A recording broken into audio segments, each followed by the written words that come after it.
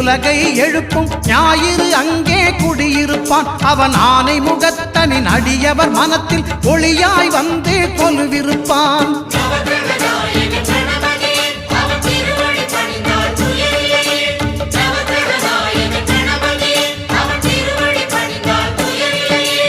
ஒன்பது கோளும் ஒன்றாய் காண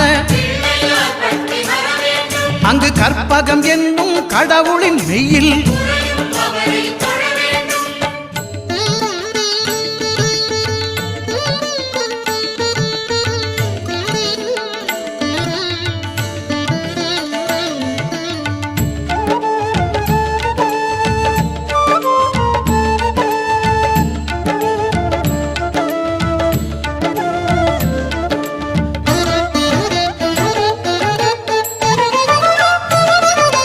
திங்கள் பகவான் திருமுகம் காண